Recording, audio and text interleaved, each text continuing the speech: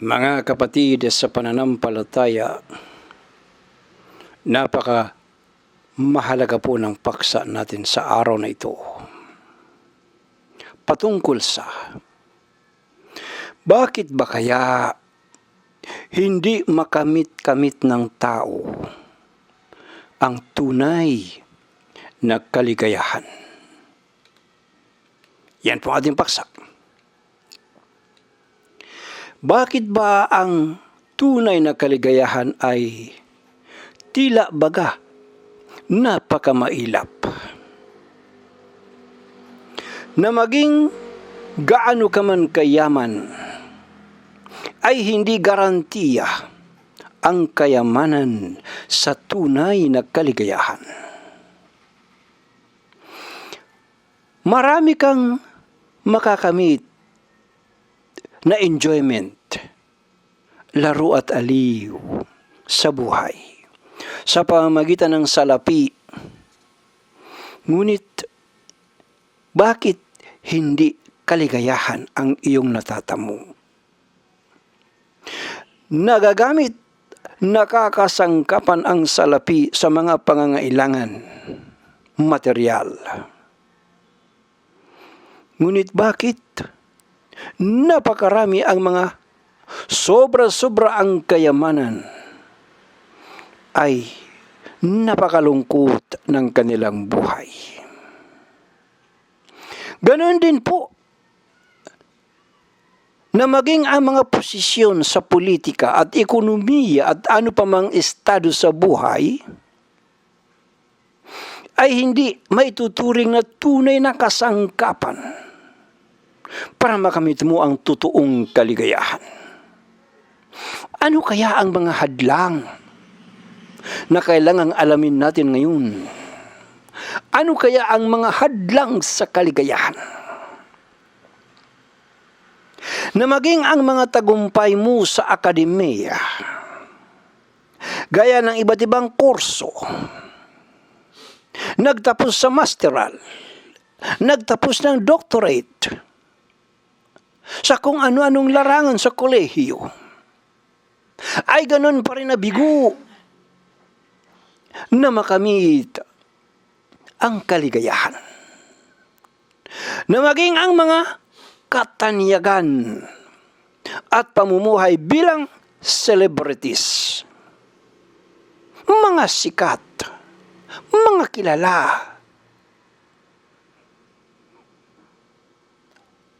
ay hindi pa rin nakakapagdulot ng tunay na kaligayahan.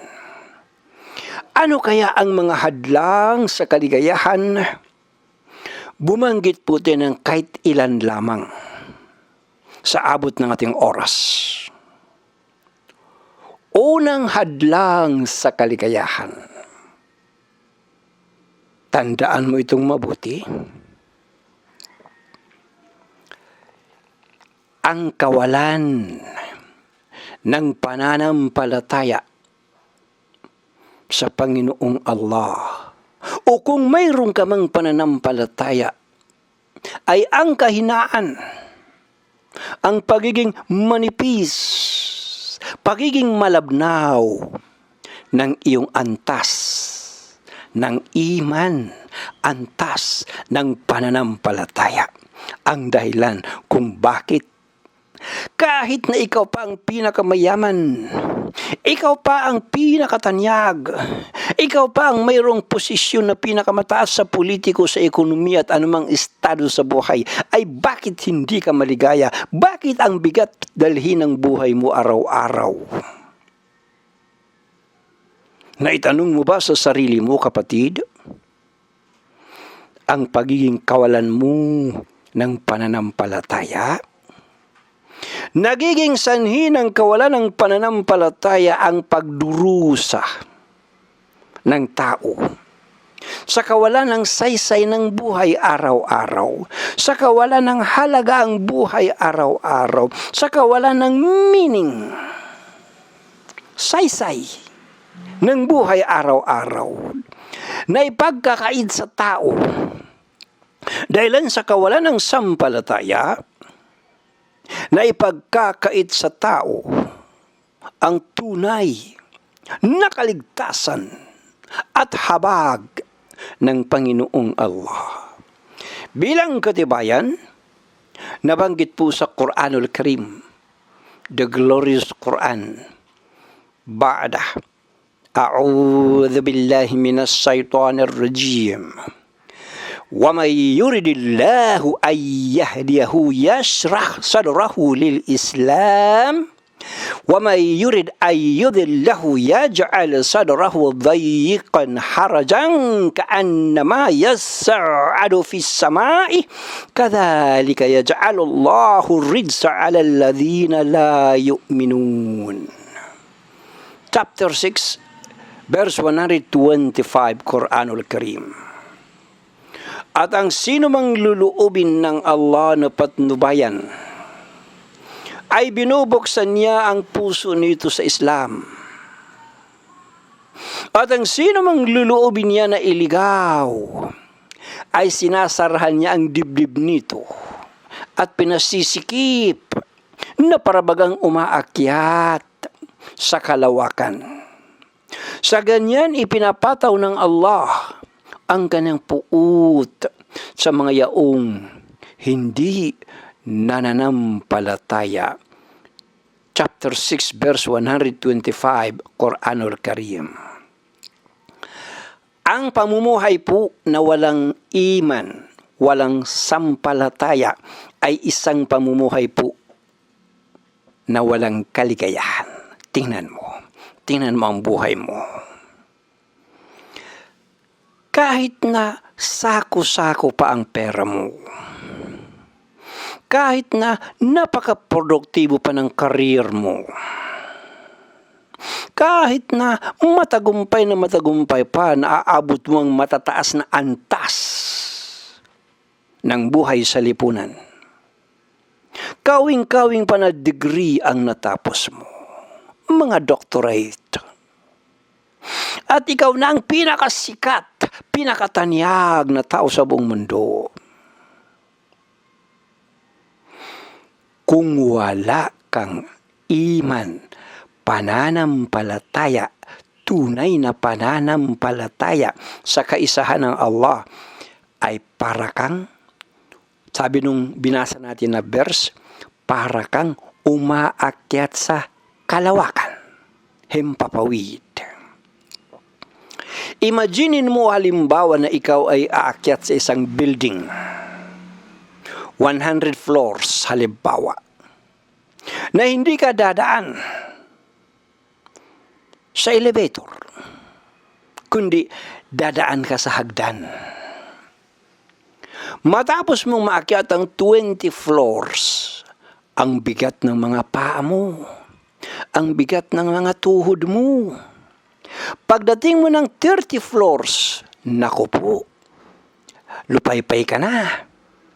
Pagdating mo ng 50 floors, 60 floors, 70 floors, ang hirap-hirap dalhin ng katawan mo, ang bibigat ng mga paa mo, bawat akyat mo ng andana, bawat floor na akyatin mo ay pabigat ng pabigat ang katawan mo, tulad yan ng pamumuhay na walang pananampalataya. Araw-araw, bumibigat ang iyong pasanin sa buhay. Gaano ka man kaasenso sa buhay, gaano ka man katataas ng iyong mga degree, gaano man karami ang iyong bank account sa buhay, kung wala kang iman, wala kang pananampalataya, araw-araw para kang umaakyat sa himpapawid. Pabigat ng pabigat ang bawat araw mo, pabigat ng pabigat ang pasanin mo sa buhay. Kaya, paano mo makakamit ang tunay na kaligayahan sa isang pamumuhay na pabigat ng pabigat araw-araw ang iyong mga pasanin sa buhay? Hadlang sa kaligayahan numero 2, ang paggawa ng mga kasalanan, pamumuhay na makasalanan, pamumuhay na hindi maawat sa mga gawaing makasalanan, mga gawaing paglabag sa kalooban ng Panginoong Allah. Ang paggawa ng kasalanan ay mayroon pong matindi na epekto sa buhay ng tao. Hindi mo nakikita. Hindi ka agad-agad. Ngunit dumarating ang epekto. Gaano man karangya ang pamumuhay mo, sa pamamagitan ng mga kasalanan na ginagawa mo, ay nagiging miserable ang buhay mo. Mismo ang Quran ang nagsabi, Kalla, bal, rana ala qulubihim ma kanu yaksibun. Chapter 83, verse 14, Quranul Karim. Hindi. Ngunit sa kanilang mga puso ay ang ran na kanilang nakagawi ang mata mo. Ano ba itong ran na tinutukoy? Ito po yung bawat kasalanan na magawa mo ay tuldok ng itim sa puso mo, pambalot ng mga kasalanan at masasamang gawa, tuldok ng itim sa puso mo. Ito po yung hadith bilang katibayan. Naisalaysay ni Abu Hurairah radhiyallahu an, sinabi ng sugo ng Allah sallallahu alaihi wasallam, kapag ang isang alipin ay gumawa ng isang kasalanan, ibig sabihin gumawa ng isang masamang gawain, ay isang itim na tuldok ang itinutuldok sa kanyang puso.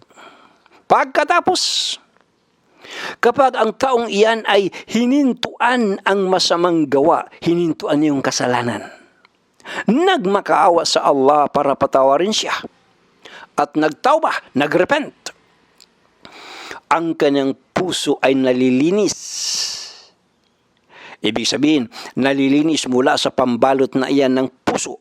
Ang kanyang puso ay nalilinis, ngunit kapag inulit niya ang masamang gawa, inulit niya ang kasalanan, ay pinalalala ang pambalot na iyan hanggang sa ang kanyang puso ay lubusan ng mabalot nito, at iyan ang aran na binanggit ng Allah sa Quran, Kalla, bal, rana ala qulubihim ma kanu yaksibun.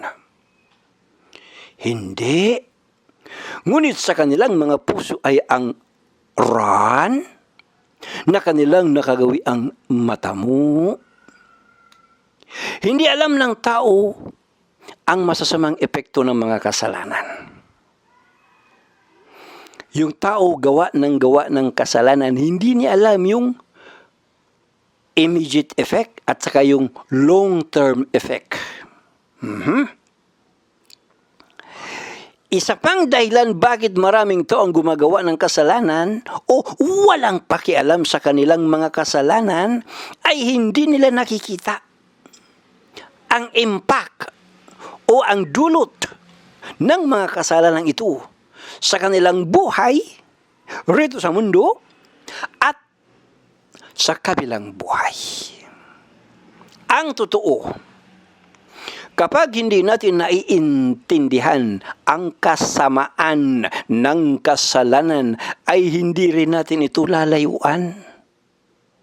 Kaya, isa-isahin natin yung mga epekto ng kasalanan ayon sa paliwanag ni Ibnul Qayyim, nawa kahabagan siya ng Allah. Number 1 na epekto.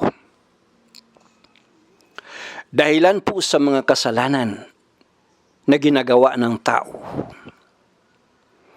ay nawawala ng biyaya ang tao sa mundong ito. Kung baga sa salitang kanto, minamalas ang buhay niya. Sa Musnad Ahmad ay naisalaysay na sinabi ni Thawban radhiyallahu an, anya, ang sugo ng Allah ay nagsabi, ang tao ay nawawala ng biyaya sanhi ng mga kasalanan na kanyang ginagawa. Isinalaysay po ito ni Ibn Majah, Hadith 4022. Ipinalagay na Hasan ni Shaykh Al-Albani sa Sahih Ibn Majah. Nakita mo? Minsan darating sa iyong biyaya, pera na naging bato pa, sabi ng kasabihan. Pera na naging bato pa. Ha? Ganun kailap sa iyo ng magandang buhay. Dahil hinahadlangan po ng mga gawain mo na makasalanan ang kaligayahan mo. Number 2, na epekto ng paggawa ng kasalanan. Pamumuhay na makasalanan. Na pangalawa sa mga dahilan bakit hindi mo makamit ang tunay na kaligayahan sa buhay. Number 2 na epekto. Ang isang taong makasalanan ay hindi nababahala sa kanyang Panginoon. Wala siyang pakialam sa kanyang Panginoon. At ganun din, sa pagitan niya at ng ibang mga tao, wala rin siyang pakialam sa kanyang mga magulang. Wala siyang pakialam sa sino mang nangangaral sa kanya. Ang mahalaga lang sa kanya, masunod ang tibok ng kanyang pagnanasa sa mga gawaing makasalanan. Number 3 na epekto. Ang taong gumagawa ng kasalanan ay nakikita niya gaano kahirap ang hinaharap sa buhay. Araw-araw po, pakiramdam niya pasan niya ang mundo. Araw-araw, hindi nawawalan ng tinik sa dibdib. Araw-araw, hindi nawawalan ng pasanin sa buhay. Bawat araw ay pahirap sa kanya. Allahu Akbar. Ganyan ang isang epekto ng pamumuhay na makasalanan. Number 4 na epekto, sa bawat harapin niya sa buhay ay tila baga laging may sagabal sa kanyang buhay o laging mahirap harapin ang buhay. Tingin niya sa buhay niya ay laging mayroong kontra, laging may salungat, laging may sagabal ang buhay niya.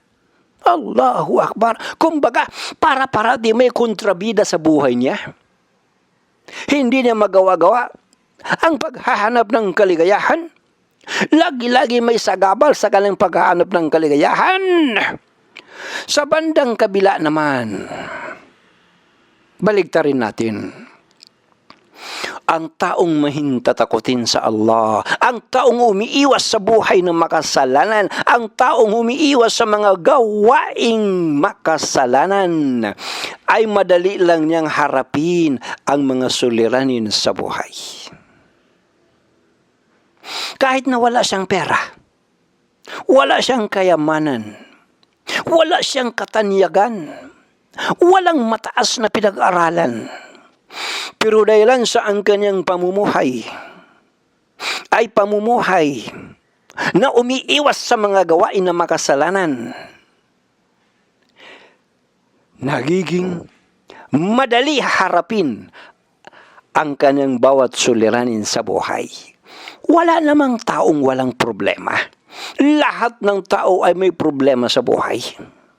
Financial problem, family problem, anumang mga problema sa kalusugan, iba't iba. Napakarami ng problema ng tao sa mundong ito.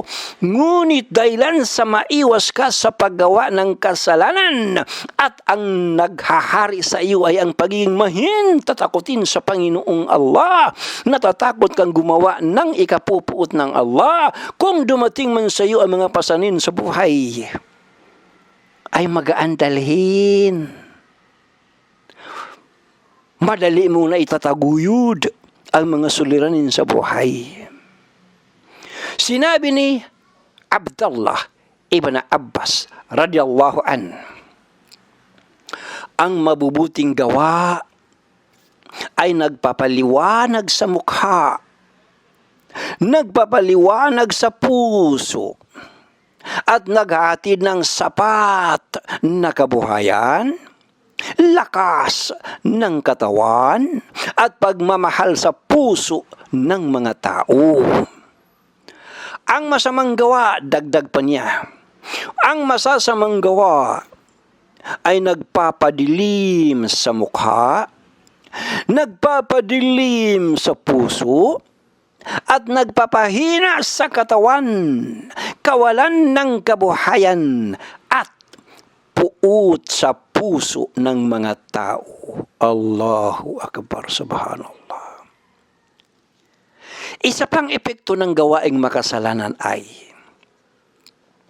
ang kasalanan po ay nanganganak ng kasalanan hanggang sa pinaghaharian na ng kasalanan. Pinaghaharian na ng iba't ibang uri ng kasalanan ang tao at hindi na siya makakatakas pa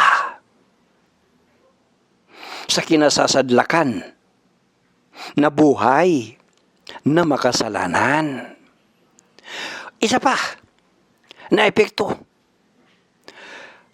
ng paggawa ng kasalanan ay nagpapahina sa kalooban ng tao ang paggawa ng kasalanan. Ang taong makasalanan ay mahina ang kanyang loob sa paggawa ng kabutihan. Saan malakas ang kanyang loob? Sa paggawa ng kasalanan. Ang kasalanan ay nagpapalakas ng kanyang loob na gumawa pa ng kasalanan at nagpapahina sa kanyang kalooban para magtawbah. Nagpapahina sa kanyang sarili, kalooban para magrepent hanggang sa wala na siyang lakas pa sa kanyang puso para magsisi at magbagong buhay.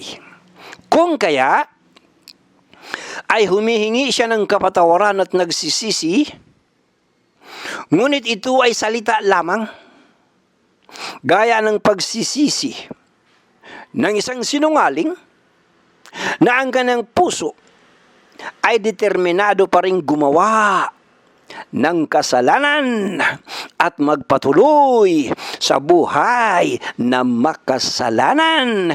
Ito po ang isa sa mga seryosong kabulukan ng tao na maaaring tumuloy sa kanyang pagkawasak. Kung kaya, magtataka ka pa ba? Bakit naghahanap siya ng kaligayahan? Pero walang kaligayahan kundi buhay na miserable ang kanyang inaabot araw at gabi. Nagiging manhid na siya at hindi na kinikilabutan pa sa paggawa ng mga kasalanan. Hindi na ikinahihiya ang paggawa ng mga kasalanan. Bagkus, proud pa siya sa paggawa ng kasalanan at nagiging gawin na niya ang paggawa ng kasalanan at hindi na rin siya naaapektuhan pa kung nakikita man siya ng mga tao sa paggawa ng kasalanan. Hindi na rin siya naaapektuhan pa kung pinag-uusapan na siya ng mga tao sa paggawa ng kasalanan. Manhid na, kapalmoks na. Wala na siyang pakialam sa sasabihin ng iba. Ang mahalaga sa kanya, sundin ang pagnanasa sa buhay na makasalanan. Numero 3 na hadlang sa kaligayahan. Takot sa makamundong kapangyarihan, takot sa iba, sa halip na takot sa Panginoong Allah. Hindi siya mapigilan sa paggawa ng masama dahil hindi siya natatakot sa Panginoong Allah. Iba ang kinatatakutan niya. Ang takot sa liban pa sa Allah ay nagdudulot ng number 1, kapahamakan at kahihiyan. Tuloy-tuloy ka sa paggawa ng kasalanan. Wala kang katakot-takot sa Panginoong Allah. Isang araw, darating sa iyo ang malaking kapahamakan, malaking kahihiyan. Ingatan mo yan. Pangalawa, kawalan ng seguridad. Pangatlo, kawalan ng kaligayahan. Ganyan ang naidudulot ng kawalang takot sa Panginoong Allah.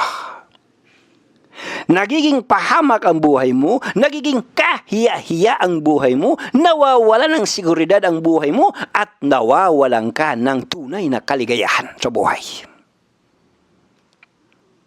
Samantalang, baliktarin natin. Samantalang ang takot sa Allah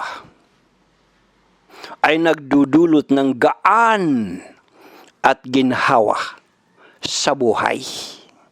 Mismo ang Panginoong Allah nagsabi, وَمَنْ يَتَّقِ اللَّهَ يَجْعَلْ لَهُ مِنْ أَمْرِهِ يُسْرًا, chapter 65, verse 4, Quranul Karim. At ang sino mang mahintatakutin sa Allah ay pagkakalooban niya ito ng ginhawa sa mga gawa nito. Ang takot sa Allah ay nagpapalago sa tao ng mga dakilang adhikain sa buhay. Nagpapalago sa tao ng mabubuting pag-uugali. Nagpapalago sa tao ng malayang kalooban. Nagpapalago sa tao ng pagpapahalaga sa dangal at dignidad ng buhay. Ang takot sa maliban pa sa Allah ay bulong lamang ni Satanas na isinumpa. Huwag mong katakutan ng anuman, iba pa, maliban sa Allah lamang. At kapag kinatakutan mo ang iba, liban sa Allah, yan po ay bulong o joke ni Satanas. إنما ذلكم الشيطان يخوف أولياءه فلا تخافوهم وخافون إن كنتم مؤمنين. Chapter 3, verse 175, Quranul Karim. Si Satanas lamang ang bumubulong sa inyo ng takot sa kanyang mga awliya. Sino ba ang mga awliya ni Satanas? Mga musyrik, mga kufar, mga dalimun, mga walang sampalataya, mga sumasamba sa Diyos-Diyusan. Yan ang mga awliya ni Satanas. Ulitin natin. Si Satanas lamang ang bumubulong sa inyo ng takot sa kanyang mga awliya. Kaya huwag silang katakutan, kundi ay ako ang katakutan kung kayo ay mga tunay na mananampalataya. Chapter 3, verse 175, Quranul Karim. Sa makatuwid, ay walang kaligayahan sa buhay ng isang Muslim kung sa halip nakatakutan mo ang Allah, ay iba ang kinatatakutan mo. Ang taong mahintatakutin sa Allah ay madali lang niyang harapin ang mga suliranin sa buhay. Ano man na mga pabigat na pasanin mo sa buhay, dahil ang pinaiiral mo sa buhay mo ay ang pagiging mahintatakutin, pagiging masunurin, pagiging nagpapasakop sa Panginoong Allah, gagawin ng Allah magaan dalhin ang buhay mo. Mga suliranin mo sa buhay, madali mo lang harapin. Sinabi na Abdullah ibn Abbas radiyallahu an, ang mabubuting gawa ay nagpapaliwanag sa mukha, nagpapaliwanag sa puso, at naghahatid ng sapat na kabuhayan, lakas ng katawan, at pagmamahal sa puso ng mga tao. Dahilan sa kawalan ng kaligayahan ay ano po ang mga resulta? Marami pa po ang mga kadahilanan bakit walang kaligayahan ng tao. Binanggit lang natin 3. Kasi walang oras, kakapusin tayo. So kapag po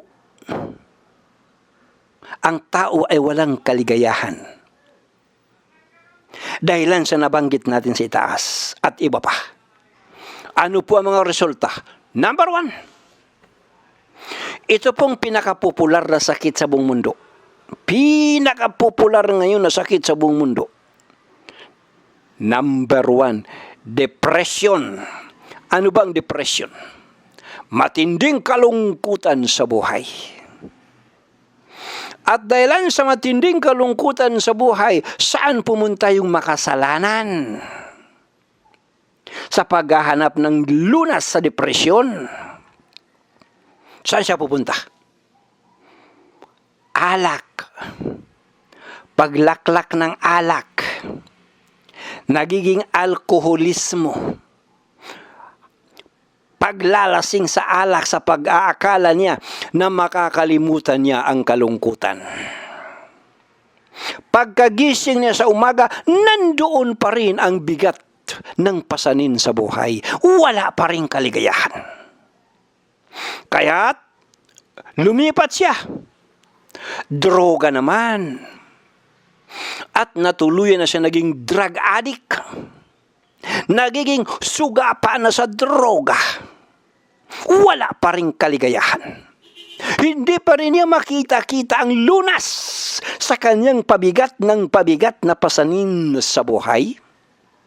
Kaya't lumipat naman siya. Mga haram na relasyon, pambababae, panlalalaki, sa pag-aakalang dito niya matatagpuan ang kaligayahan, ngunit wala pa rin kaligayahan. Lalong lumalala, lalong bumibigat ang kanyang pasanin sa buhay, lalong dumidilim ang kanyang tatahakin sa buhay. At masaklap nito,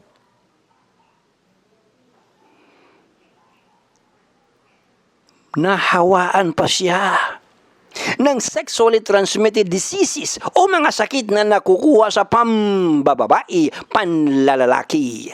Kapag minalas-malas ka, HIV virus, AIDS na walang gamutan. Ganyan katindi. Saka hahanap mo ng aliw at laro, hindi tunay na kaligayahan. At dahil sa pamumuhay mo na makasalanan, iba ang napupuntahan mo sa paghahanap ng kaligayahan. Ang napupuntahan mo ay laro at aliw. Anong resulta ng mga relasyong bawal? Nagkakaroon kayo ng produksyon. Produksyon ng mga bastardong anak, mga anak sa walang kasal. Dumarami na daragdagan ng mga bastardo. At dahilan sa nagkaroon ka ng mga illegal na relasyon, ang iyong tunay na pamilya na apektuhan. At saan napunta? Napunta sa broken marriages. Mga basag na tahanan. Lalong na peste ang buhay mo. Lalong bumigat ang pasanin mo sa buhay. Then anong resulta ng broken marriages sa mga anak ninyo? Troubled children, mga batang ligaw ang landas. Lalaki sila ng mga ligaw ang landas. Then, ano nangyari sa iyo araw-araw? Sa patindi ng patindi ang buhay na pasanin mo, ang resulta, mental sufferings. Natotorture ang utak mo. Natotorture ang isipan mo. Hindi ka makatulog. Hindi ka matahimik. Hindi ka makakain. Malubha na ang kamalayan mo hanggang sa kaduluduluan, suicide. Pagpapatiwakal. Lagi-lagi na lang ang tao ay nalilinlang ng makamundong ito. Wagarrathumul hayatud dunya. Ang buhay sa mundong ito ang siyang luminlang sa kanila. Chapter 6, verse 130, Quranul Karim. Pag sumikapan nating mabuti na hanapin ang tunay na kaligayahan sa mundong ito, sa pamamagitan ng pag-iiwas sa mga bitag at mga panlilinlang ni Satanas, mga bitag at panlilinlang ng mga makamundo, At pagkatapos ay kamtin natin ang walang hanggan na kaligayahan sa kabilang buhay sa pamamagitan ng pamumuhay na pagsunod, pagpapasakop sa kalooban ng Allah. Pilitin mo ang sarili mo. Bigyan mo ng edukasyon ang sarili mo. Disiplinahin mo ang sarili mo na isabuhay mo ang pagsunod. Pagpapasakop sa kalooban ng Allah, hindi pagsunod at pagpapasakop sa tibok ng pagnanasa sa mga gawain na makasalanan. Kung totoo na ang hanap mo ay tunay na kaligayahan sa mundong ito at kaligtasan ng kaluluwa sa kabilang buhay.